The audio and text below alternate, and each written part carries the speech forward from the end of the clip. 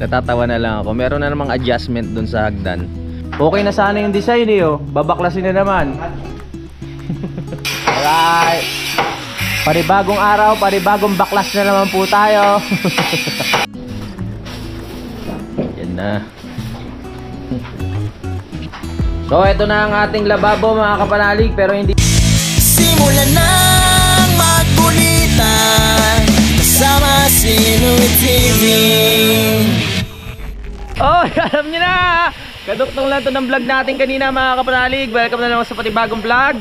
At sa lahat na nag-aabang, i-update ko na naman kayo kung ano na yung nangyayari sa loob ng bahay ko, kung ano nangyayari sa lababo, kung ano nangyayari sa hagdan, at syempre doon sa taas. At yan, pasok tayo. Let's go!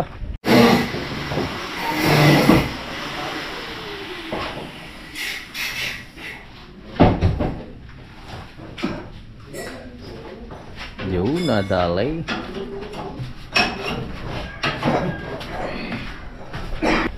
Ang hirap magsalita sa loob. Sabay-sabay yung ano, yung tunog ng grinder, yung tunog ng welding.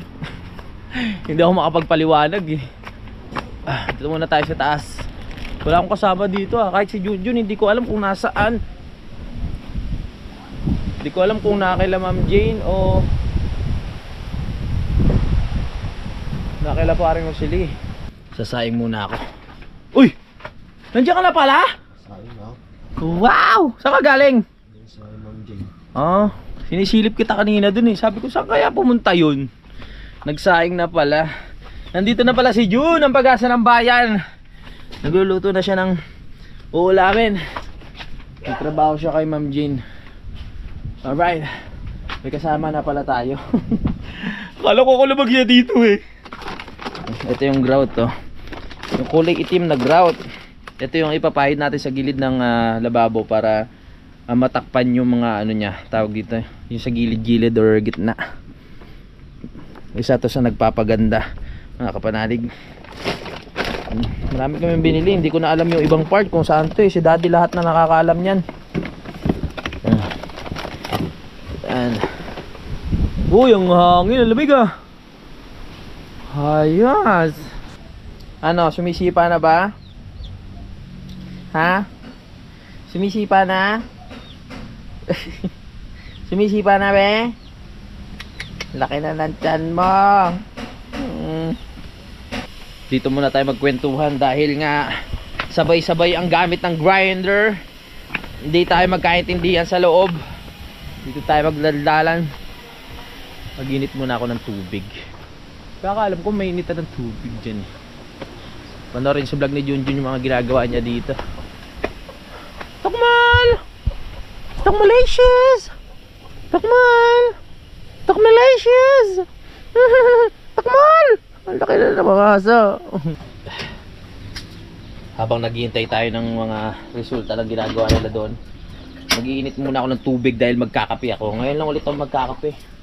Sabi ko kasi inyo, pag napag-trip ako magkape, paminsan-minsan lang. Minsan-minsan ang alala mo'y nagbabalik. Uy, umuulan. Lamig ng panahon ngayon ah. Tamang-tama pala yung desisyon ko na magkape tayo mga kapanalig. Tara't magkape habang hinihintay ang resulta na lang ng kanilang ginagawa doon. Yung lababo ay maganda yung pagkakadali ni Kuya Ogie. Yung gilid nilagyan niya ng ukit, no, para maganda yung pagtama doon sa sa isa't isa doon sa edge. Wow, edge. Sakto ang kape natin, malamig ang panahon. Lamig ah.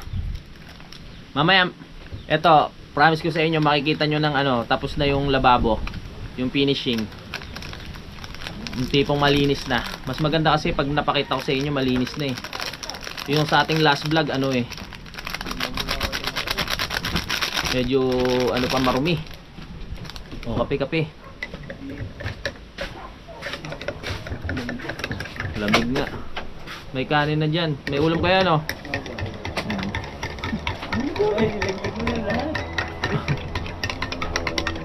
Ito muna tayo, break time na.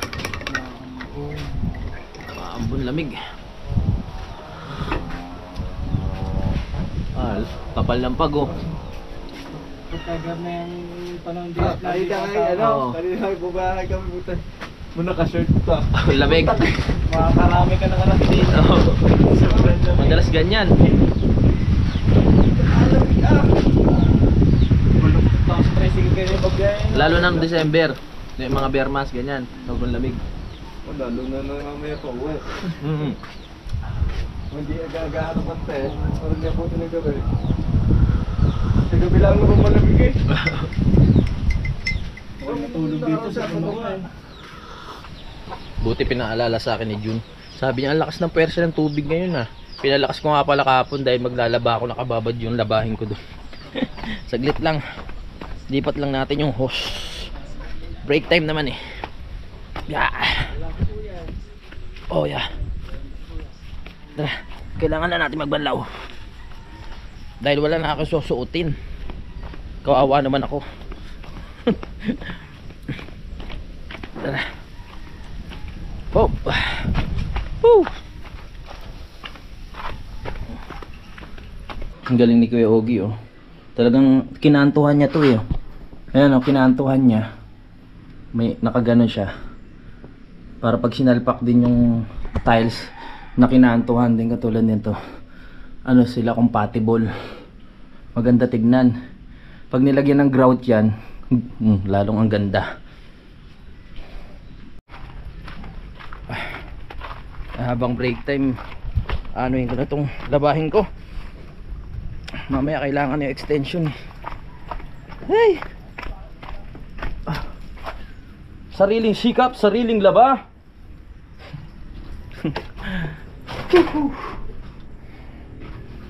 Yan.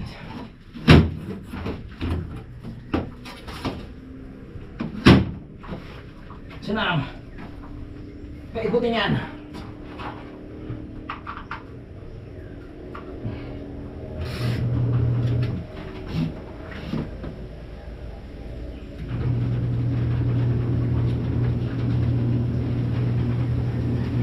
Uy, teka, may 100.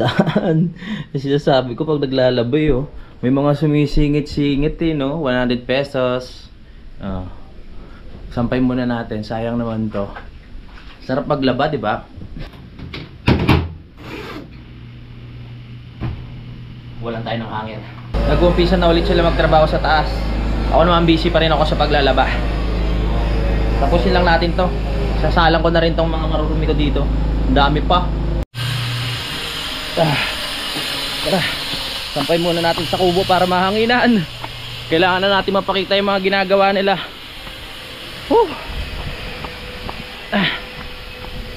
Kakain muna ako bago tayo bumalik sa pag-vlog. Nagluto si Junjun eh. Lagalag! Takot sila galag.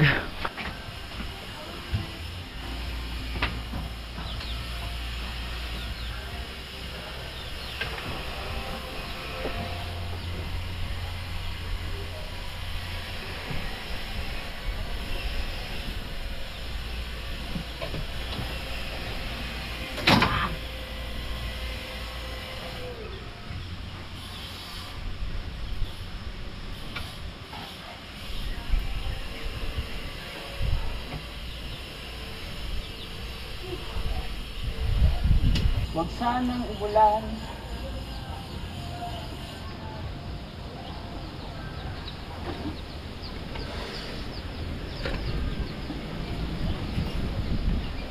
Lakas ang hangin!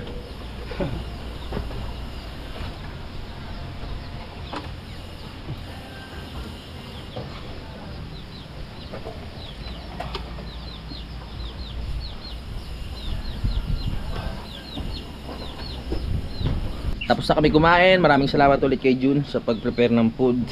Nasampay ko na yung mga sinampay. Balik na tayo. Silipin natin kung ano yung mga nagagawa nila. Tara na! Whew! Sarap pa. Busog ako ah. Sinabawan, tinola. Yun ang team. Malapit na matapos sa lababo. Kaganda ng lababo ah. Napunasan na oh. Pagwapo. Ganda tignan no. Kinukita mo din Kuya Gino. Lalong gumanda. Pawit ako, napapagayin ako doon, nakagayin lang eh. Oo nga, parang alangan kanina eh. Buti no kita mo. Ganda lalo. Hmm. Yes.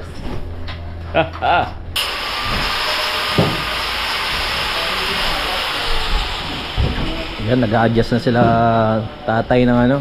Hawakan natin sa taas para makompleto na.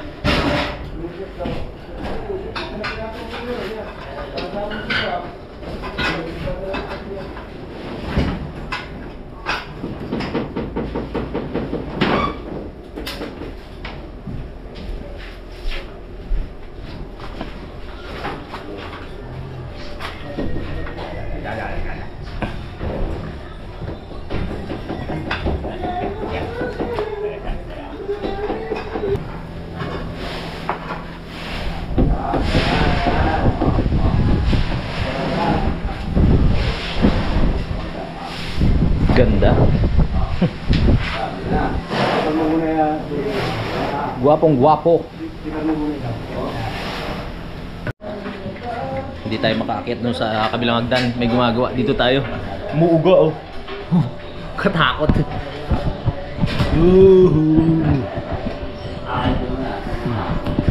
Ah.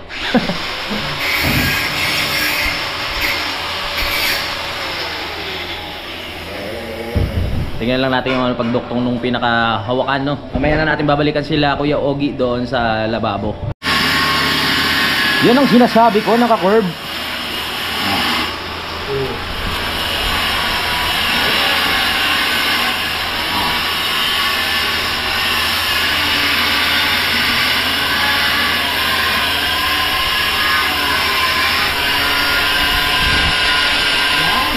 Yan, nadali mo, tay.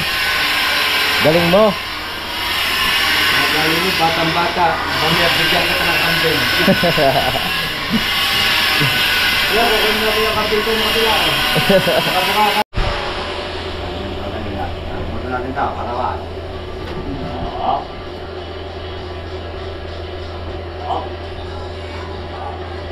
Again.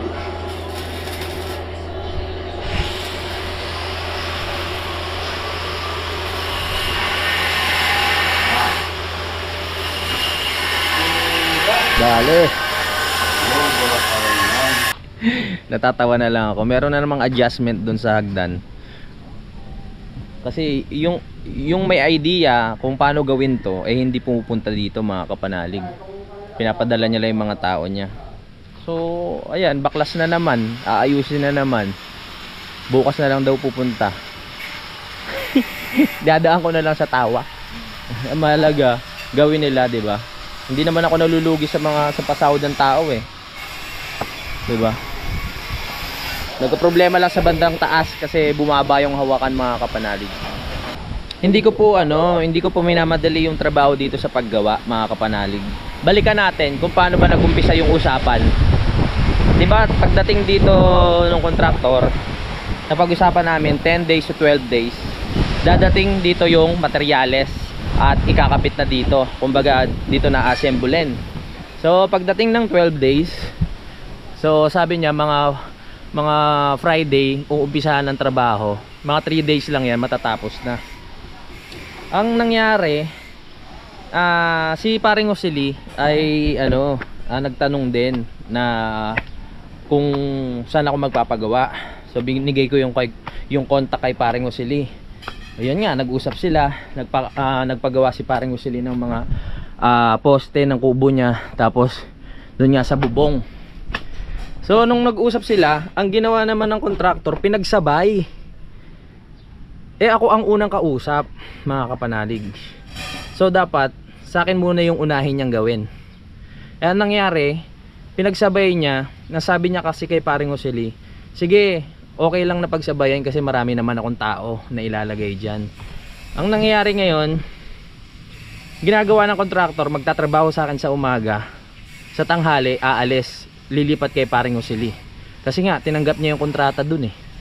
So nangyayari, ilang araw na nababaliwala na yung gawa dito sa bahay ko, 'di ba? Yung usapang 3 araw lang na gawain, eh 2 linggo na mga kapanalig, magdadalawang linggo na kasi Huwebes na ngayon eh. O ilang araw na lang, magdadalawang linggo na.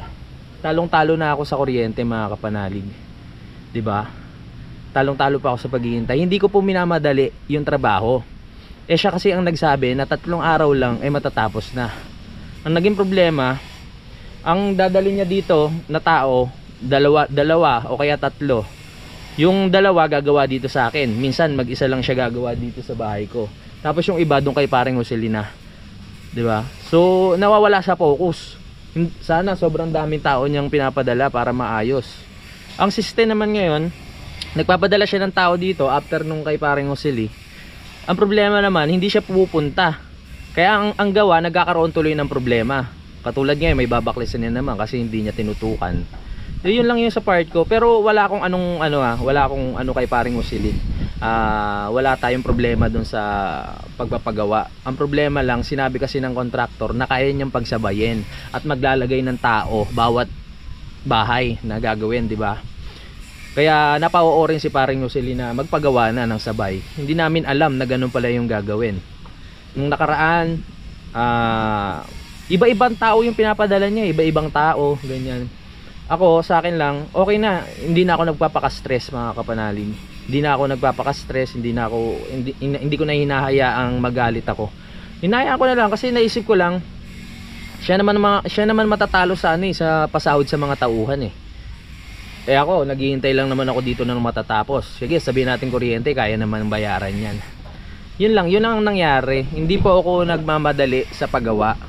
Ang inaasahan ko kasi yung binitawan na salita, mga kapanalig, na 3 araw lang matatapos na. Ayun. So, kay paring Joseli nga, natatapos na eh. Akin hindi pa, ang dami pang gagawin. No? Pero kay paring Joseli, walang problema. Ang mali dito, yung binitawang salita ng contractor na kayang-kaya niyang pagsabayin tong 2 kasi marami siyang tao na ilalagay. Ngayon lang po ako nagsalita kasi baka sabihin nyo masyado akong excited, masyado akong excited sa mga pinapagawa dito, minamadali ko yung trabaho, minamadali ko yung mga gumagawa. Sa totoo lang, ayoko silang madaliin kasi gusto ko maging maganda yung pagkakagawa. Kasi pag minamadali mo, syempre magbabara-bara yan, di ba? 2 linggo na mga kapanalig eh. Tapos pagpupunta yung mga tao dyan, hindi rin naman alam gagawin. Anong gagawin nila? Mag-welding. Tapos maya-maya makikita mo may mali. Syempre may papabago ka na naman. Tapos yung sa salamin, di ba, nagpasukat ako ng tawag dito, hagdan. Tapos yung sa salamin pinasabay na natin kasi sabi niya gumagawa din naman siya at ilang days lang nandyan na rin naman. Naikabit niya na naman ng maayos. Ang kaso nga lang, ang problema, nilagyan niya ng duktungan tapos hindi pa pulido yung pagkakagawa. Ako, kung hindi naman ako hindi ko talaga minamadali ang trabaho. Gusto ko lang yung tumupad siya sa salita niya na matatapos agad yung bahay. Magdadalawang linggo na mga kapanalig yung kuryente. Tapos yung araw na lumilipas pa na sana nasa next level na tayo ng pagpapagawa, 'di ba?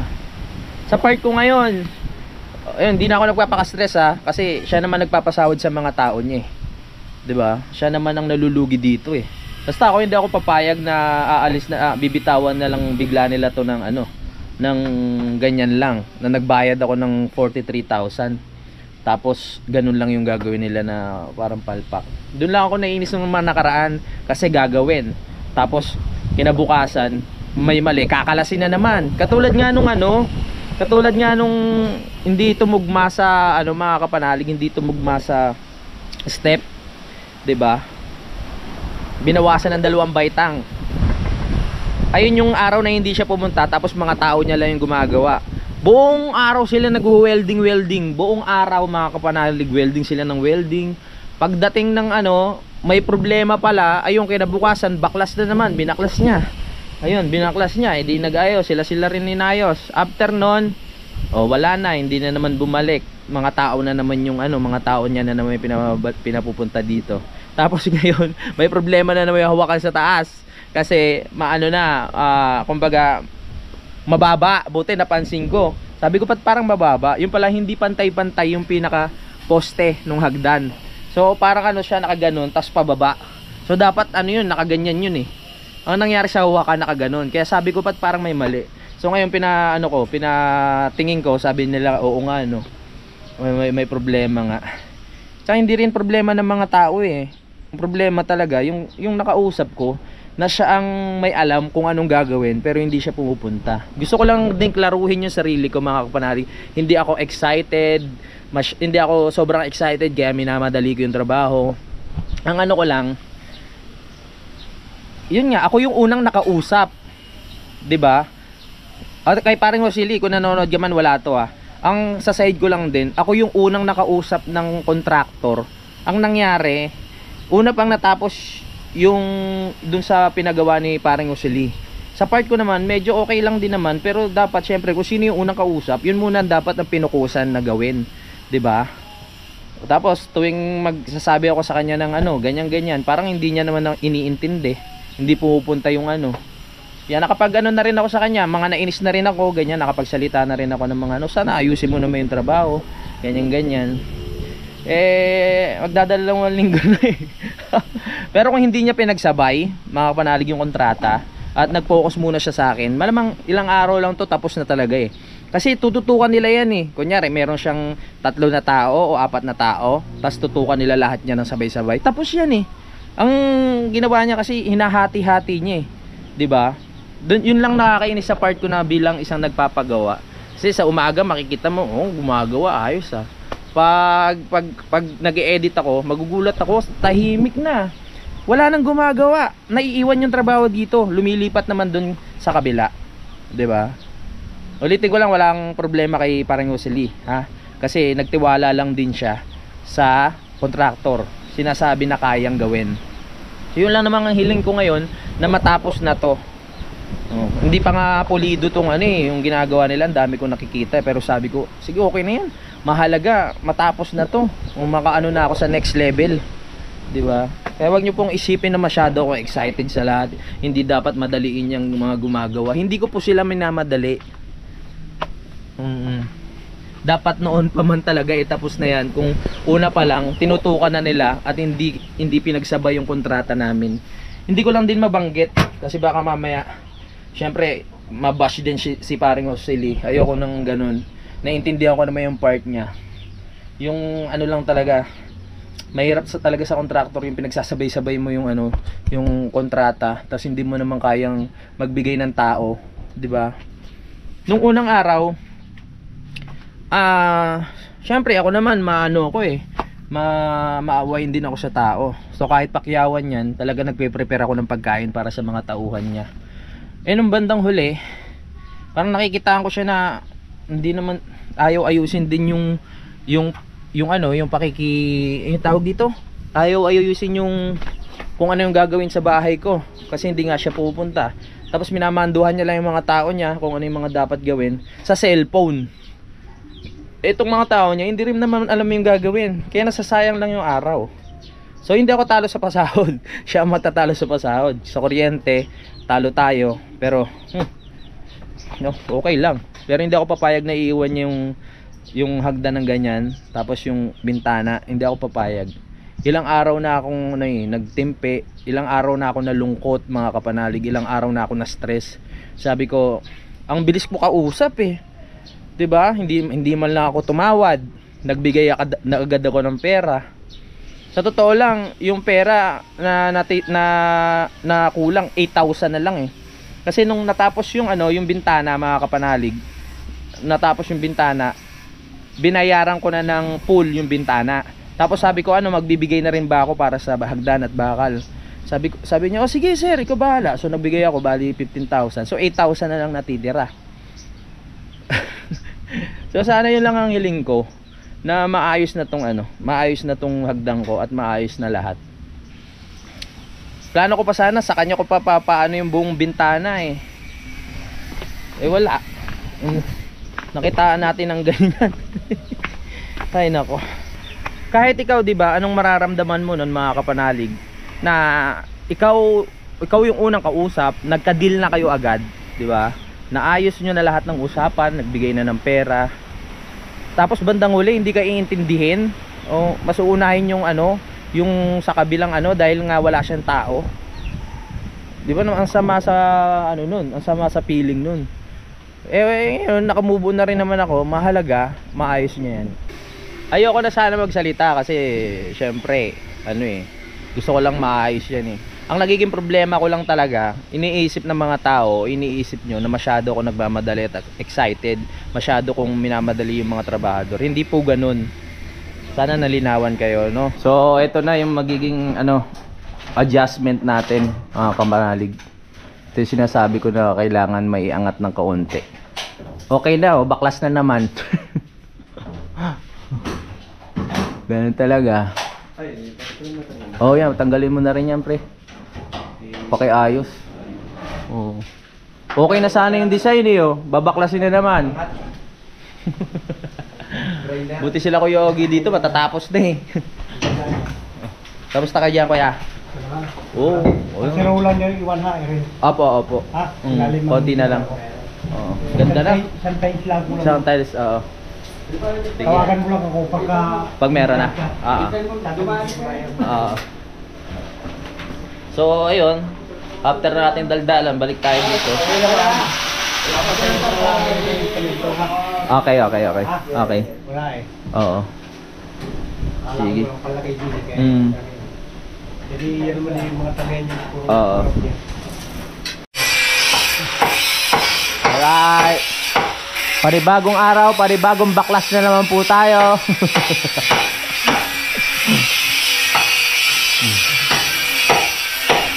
Alright.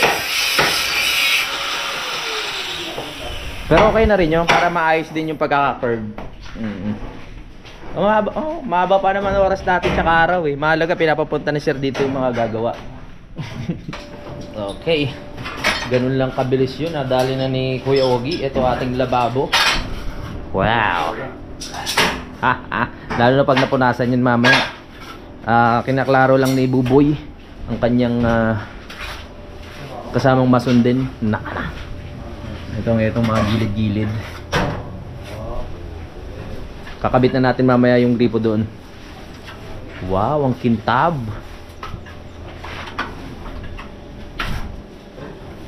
Kailan ang growth yan, Kuya? Pwede mamaya. Mamaya pag naano na. Napunasan na. Oo. Para kitang-kita na. Ang kintab oh, pwedeng manalamin.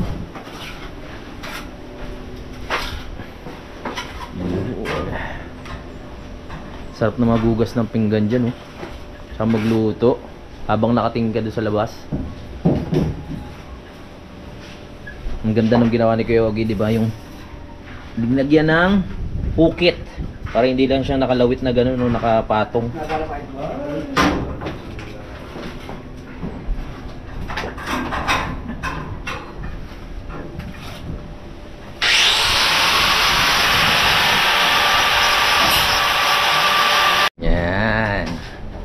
Pag nalagyan ng grout mamaya yan, pwede na natin ikabit ito. Yung para sa inumin natin. Ayos lang naman eh, no? Dalawang gripo para sa inumin, tapos para sa panghugas.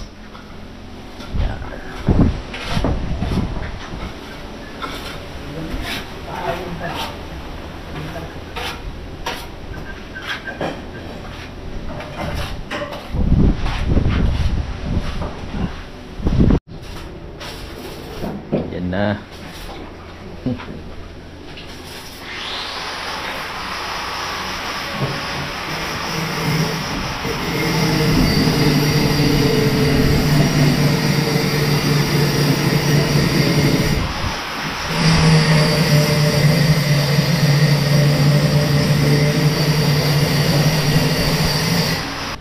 So ito na ang ating lababo mga kapanalig, pero hindi pa final yan dahil lalagyan pa ng grout, no?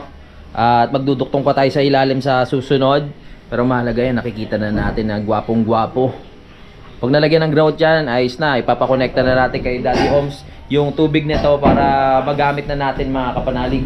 Mas lulupit pa yan pag ayan, yung nasingitan na ng grout itong mga gilid-gilid na yan. Ganda, di ba? So ito hindi mo natatanggalin itong mga nakakapit na yan dahil bago pa lang to. Kaya ilalagay na rin natin yung saksakan dito. Kaya ko na naman to mga kapanalig, no, dahil nakita ko na kay daddy. Pag natuyo na to, itong area na to, para mas gumanda. White tapos black, no? White yung saksakan tapos black yung paligid. Ayan na. Wawawi. Yun. Inaano lang tong mga bakal para maganda.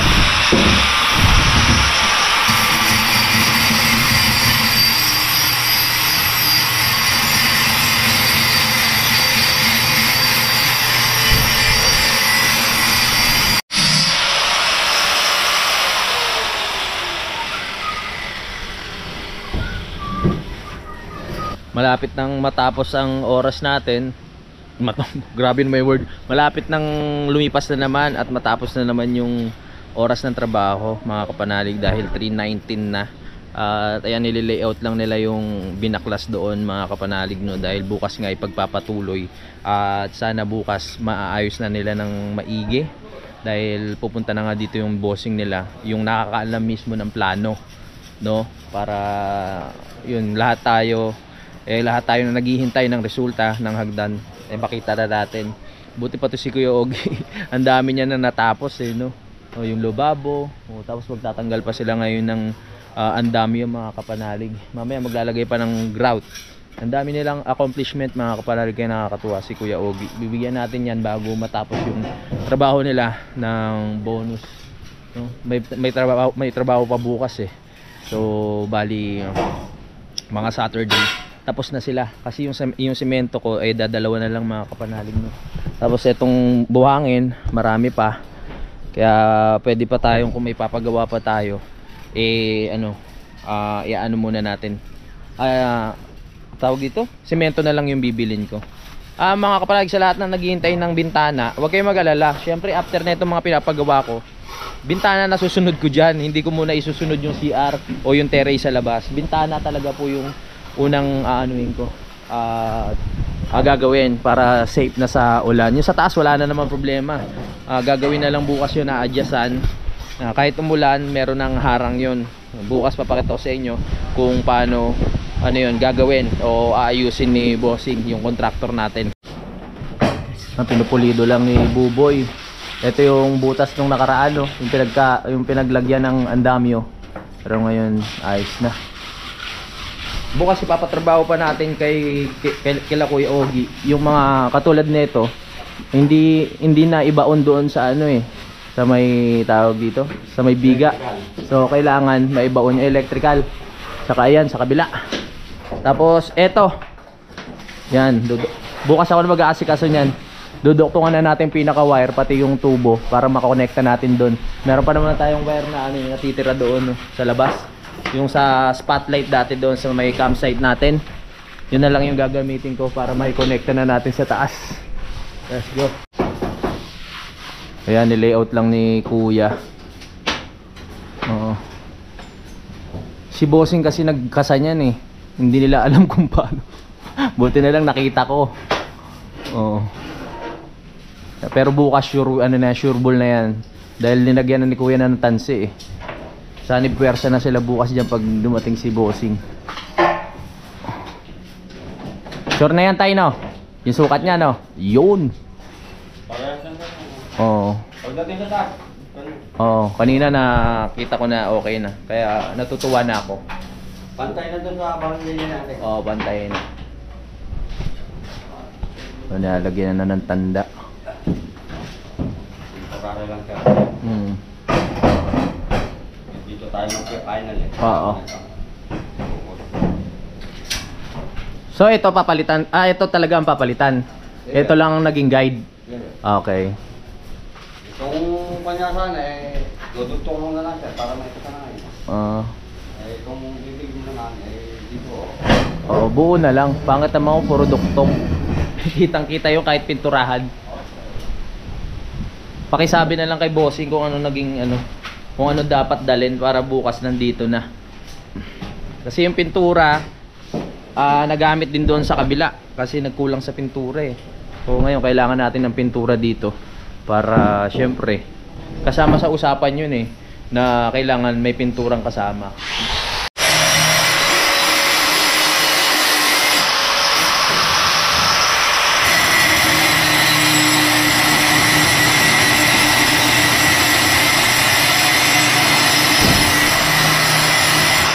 Sabi ko nga, sa bawat stress na naramdaman ko dito mga kapanalig, sa syempre part yon no, ng paggawa, yun nga, sa part ng hagdan, kahit na-stress ako, may mga part din naman na nakakawala, tulad nga ng mga natatapos nila Kuya Ogie na trabaho, sa pagpapalitada, tapos doon sa may lababo, kaya nakakabawas din. Tapos yung pagdating pa ni Daddy Oms ng nakaraan, dahil napakalaking tulong, dahil nabili nga natin yung mga kailangan doon sa lababo natin. Yung mga part na ganun, nakakagaang ng loob, no?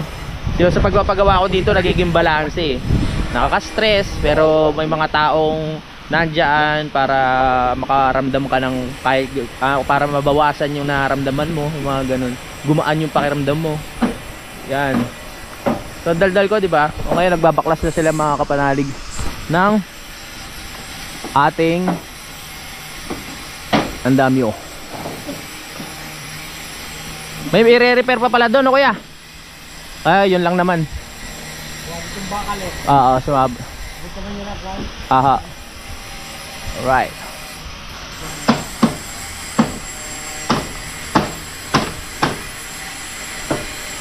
Ngayon wala pa akong ligo. Hindi na ako makaligo dahil sa daming inintindi. May labahin pa rin ako natitira doon na nakababad, pero bukas na yun. Ayun, nakita nyo na naman mga kapanalig yung lababo, pero hindi pa naman yun yung kabuuan niya dahil lalagyan pa nga ng grout. At may kulang pa tayong tiles sa sa baba. So ayun na rin naman kakalabasan yan mga kapanalig, no? Pero syempre kung gusto niyo pa rin makita yung buong kabuuan talaga na tapos na, marami pa tayo ilalagay dyan. Kasi pag natapos yan, maglalagay pa tayo ng cabinet sa ilalim. Tapos maglalagay pa tayo dito ng cabinet na nalagayan ng mga gamit. Siguro yung pa-L din na ganyan, para sunod lang siya pa-L. Yan, para marami tayo lalagay ng mga stocks. Kala mo talaga daming ano eh.